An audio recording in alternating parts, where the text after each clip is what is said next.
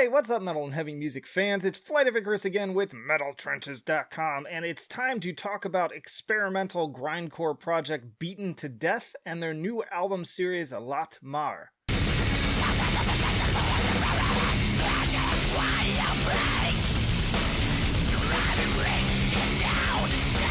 And hey, if you like to be kept up to date with the best and brightest metal bands and albums from the underground and above, then stick with me by hitting that subscribe button down below. Beaten to Death caught my attention back in 2018 with their previous effort, Agronomicon, warranting the full focus of one of my very early podcast episodes. The band now returns once more with their unique fusion of grindcore, math rock, and post-hardcore on this new series, which has been broken up into 4 parts or forests, as the band puts it, a tetralogy that takes us through different sonic terrariums, if you will.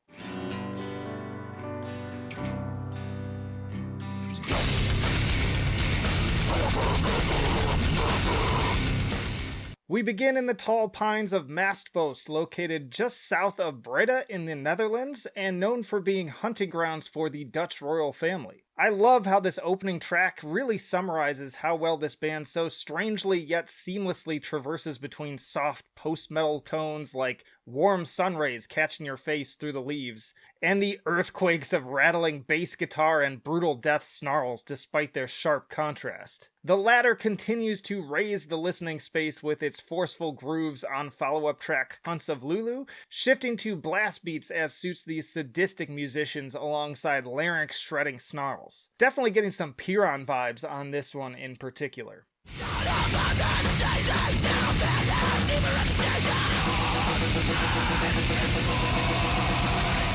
Honestly, every single track in this segment is top-notch and makes it a great way to kick off the series. Easily my favorite of the 4, with its perfect balance of clever and often unpredictable songwriting with infectious beats and riffs often tinged with punk overtones.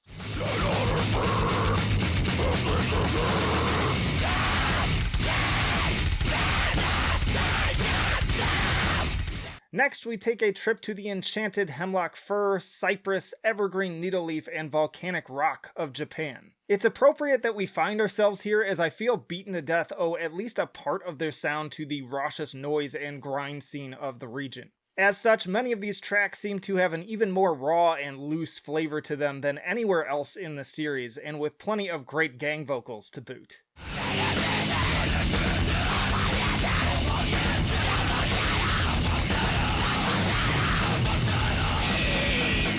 But there's also still plenty great melody to find here as well, laced into the fabric of the world's noisiest quilt. Particularly to be found in this clip of The Dying Egg. Again, lots of post-hardcore sentiment going on here, but always with those absolutely demented vocal performances.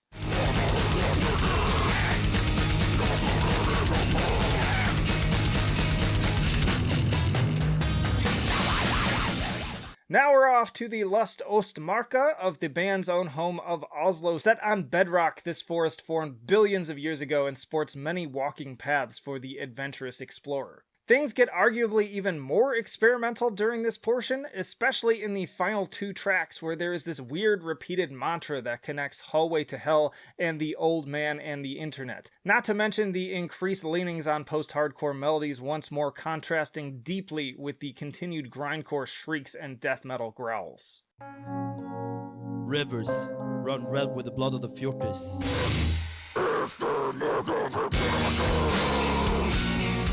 But my favorite moments in this segment are found in the first 2 tracks, which once again features so many twists and turns that genuinely keep me on my toes even after repeat listens. Perhaps these are meant to parallel the aforementioned routes through the forest itself. In any case, it really is amazing just how much diversity Beaten to Death managed to pack into their short runtimes without it ever sounding forced. These brief clips really don't do it justice.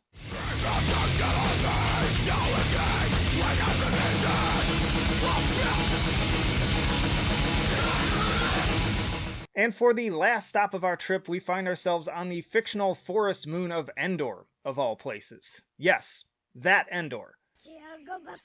This one kicks off with another one of my favorite tracks of the entire series, and Melankolska Abstat. Sorry for butchering that once again, probably. The opening riff is pure bliss and honestly something I'd expect more from Touche Amore than any grindcore album.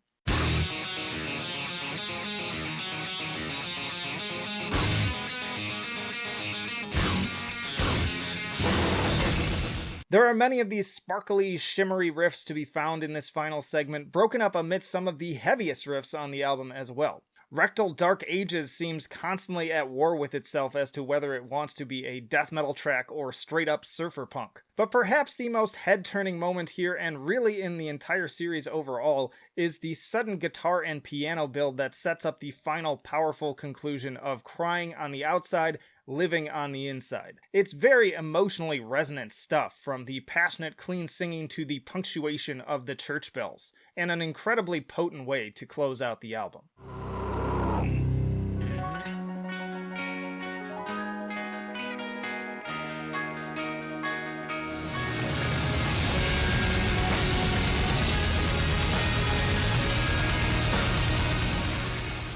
All said and done, Laat Maar is quite the journey and pretty high concept stuff, fitting for one of the more innovative projects I've heard in this genre.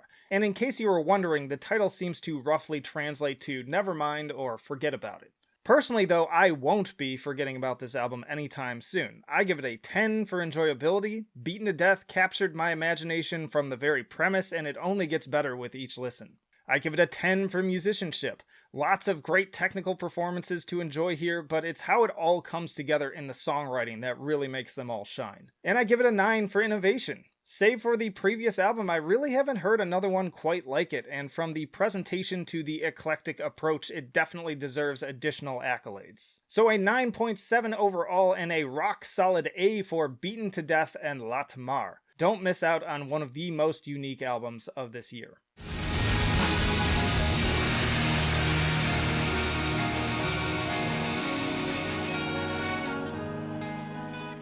Y'all, thanks as always for watching, and let me know down in the comments, what did you think of this album? Maybe what's your favorite, experimental, weird album that really turned your head this year? And hey, just stick around, because I got plenty more videos coming right after this one. Full album reviews, tier lists, interviews with bands on the podcast, you name it, we've got it. So plenty of reasons, again, to subscribe if you have not already.